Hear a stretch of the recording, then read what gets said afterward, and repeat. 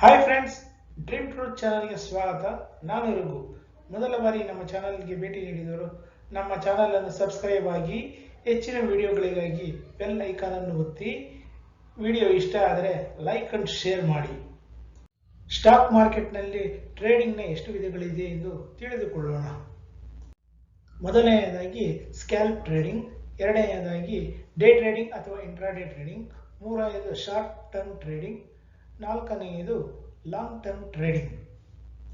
Friends, ಯಾವುದೇ ಒಂದು ಕೆಲಸವನ್ನು ಆರಂಭಿಸುವ ಮೊದಲು ಆ ಕೆಲಸದ ಬಗ್ಗೆ ಪೂರ್ಣ ಮಾಹಿತಿಯನ್ನು ತಿಳಿದುಕೊಂಡು ಆರಂಭಿಸುವುದು ಒಳ್ಳೆಯದು. ಏಕೆಂದರೆ ಅದರಿಂದ ಮುಂದೆ ಆಗಬಹುದಾದ ಅಪಾಯದಿಂದ ಪಾರಾಗಬಹುದು.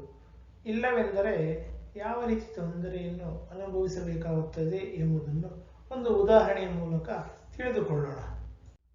ಹೊಸದಾಗಿ ಒಬ್ಬ ವ್ಯಕ್ತಿ ಡಿಮ್ಯಾಟ್ ಅಕೌಂಟ್ ಅನ್ನು ತೆರೆದು ಅದರಲ್ಲಿ 50,000 ರೂಪಾಯಿಗಳನ್ನು ಬಂಡವಾಳವನ್ನಾಗಿ ಹೂಡಿಕೆ ಮಾಡುತ್ತಾನೆ.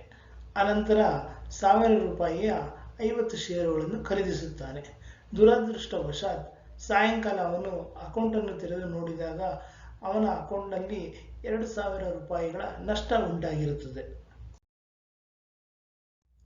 ಕೆಲವೇ ಸೆಕೆಂಡುಗಳಲ್ಲಿ ಅಥವಾ ನಿಮಿಷಗಳಲ್ಲಿ ಮಾಡುವ ಟ್ರೇಡಿಂಗ್ ಅನ್ನು ಸ್ಕ್ಯಾಲ್ಪ್ ಟ್ರೇಡಿಂಗ್ ಎಂದು ಕರೆಯಲಾಗುತ್ತದೆ. ಇಂಟ್ರಾಡೇ ಟ್ರೇಡಿಂಗ್ ಎಂದರೆ ಒಬ್ಬ ವ್ಯಕ್ತಿ ಮಾರುಕಟ್ಟೆಯ ಅವಧಿಯೊಳಗೆ ಸ್ಟಾಕ್ ಅನ್ನು ಒಂದೇ ದಿನದಲ್ಲಿ ಕೊಳ್ಳುವ ಮತ್ತು ಮಾರುವ ಪ್ರಕ್ರಿಯೆಯಾಗಿದೆ. ಈ ವ್ಯಾಪಾರವು ಯಾವ ಮಾರುಕಟ್ಟೆಯಲ್ಲಿ ಬೇಕಾದರೂ ನಡೆಯಬಹುದು.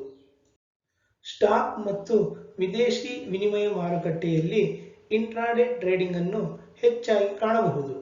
ಇಂಟ್ರಾಡೇ ಟ್ರೇಡಿಂಗ್ ಅಂದರೆ ಮಾರುಕಟ್ಟೆ ದಿನದ ವಹಿವಾಟು ಮುಕ್ತಾಯಗೊಳ್ಳುವುದರೊಳಗೆ ಮುಗಿಯುವ ಒಂದು ಪ್ರಕ್ರಿಯೆಯಾಗಿದೆ.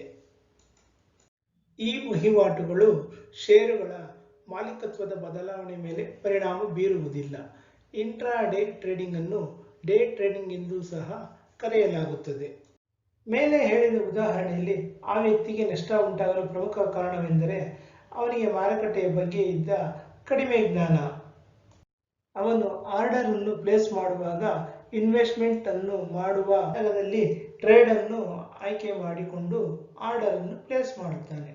ಅದರಿಂದ ದಿನದ ಕೊನೆಯಲ್ಲಿ ಬ್ರೋಕರ್ ಆರ್ಡರ್ ಅನ್ನು ಸ್ಕ್ವೇರ್ ಆಫ್ ಮಾಡುತ್ತಾನೆ.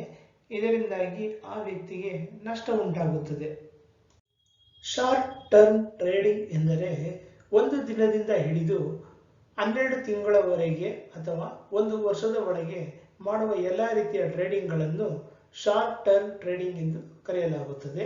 ಲಾಂಗ್ ಟರ್ಮ್ ಟ್ರೇಡಿಂಗ್ ಎಂದರೆ ಯಾವುದೇ ಒಂದು ಕಂಪನಿಯ ಷೇರುಗಳನ್ನು ಒಂದು ವರ್ಷಕ್ಕಿಂತ ಹೆಚ್ಚಾಗಿ ತಮ್ಮ ಡಿಮ್ಯಾಟ್ ಖಾತೆಯಲ್ಲಿ ಉಳಿಸಿಕೊಂಡಿದ್ದರೆ ಅಂತಹ ಟ್ರೇಡಿಂಗ್ ಅನ್ನು ಲಾಂಗ್ ಟರ್ಮ್ ಟ್ರೇಡಿಂಗ್ ಎಂದು ಕರೆಯಲಾಗುತ್ತದೆ. ಹೂಡಿಕೆದಾರರು ಲಾಂಗ್ ಟರ್ಮ್ನಲ್ಲಿ ಹೂಡಿಕೆ ಮಾಡುವ ಮೂಲಕ ಹೆಚ್ಚಿನ ಲಾಭವನ್ನು ಗಳಿಸುತ್ತಾರೆ. ವಿಡಿಯೋ ವೀಕ್ಷಿಸಿದ್ದಕ್ಕೆ ಧನ್ಯವಾದಗಳು.